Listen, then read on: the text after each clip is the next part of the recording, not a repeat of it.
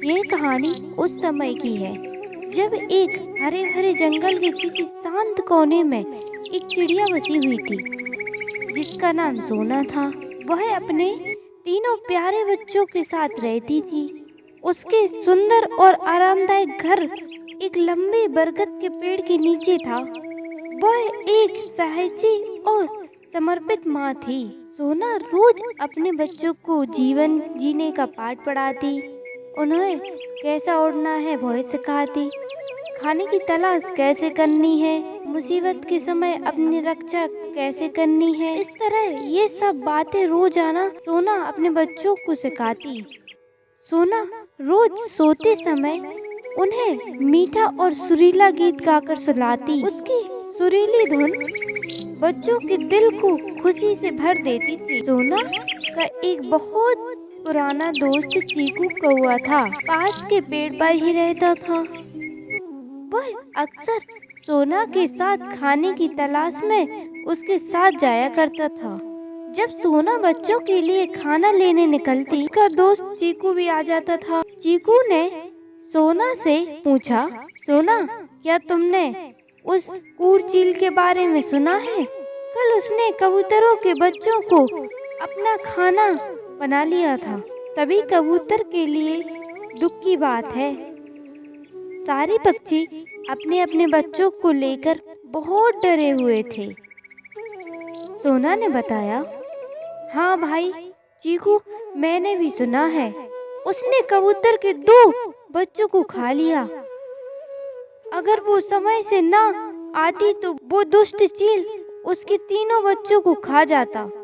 चीकू ने आगे बताया, देखो सोना, मैं तुम्हें डरा नहीं रहा, बल्कि कि उस चील की निगाहें अब तुम्हारे घर पर हैं। मैंने उसे आज तुम्हारे घर के ऊपर घूमते हुए देखा। तुम्हें अब सावधानी से रहना होगा। सोना चीकू की बात सुनकर डर गई। घर पहुंचने पर उसने अपने बच्चों को गले लगाया।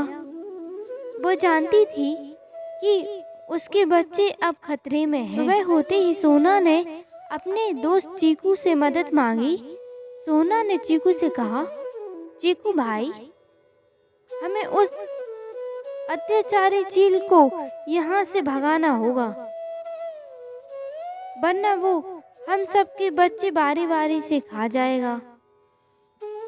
चीकू सोना की बात से सहमत था, लेकिन उसने सोना से पूछा, पर हम उस चील का सामना अकेले कैसे करेंगे? सोना ने अपना प्लान चीकू को विस्तार से समझाया। सोना ने अपने बच्चों को चीकू के घर छोड़ दिया। दोनों दूसरे पक्षियों से मदद मांगने निकल गए। सीधा सामना करने की बजाय सोना ने अपनी बुद्धिमत्ता का इस्तेमाल करके उस अत्याचारी चील को बेवकूफ बनाने का निर्णय लिया।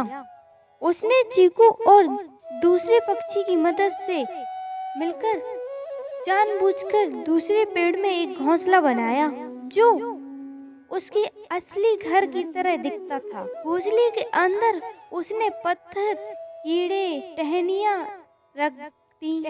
रख दी और उन्हें घास से ढक दिया। उसने घोंसले की बनावट इस तरह की मानो उसने स्वयं उसके बच्चे बिठा रखे हों। सोना जानती थी कि चील की तेज आंखें इस घोंसले को देखेंगी। सभी पक्षी छिप गए। जब सूरज धीरे धीरे ढलने लगा, चील सोना के घर के ऊपर चक्कर काटने लगा। बच्चों को अकेला समझकर वह सोना के घर पर उतर गया। हमला करा। उसकी चोंच पत्थर से कट गई। उसने देखा सिवाय पत्थर, कीड़े और घास टहनियाँ के उस घोंसले में कुछ नहीं है। धोखा खाकर वह जोर से चिल्लाया।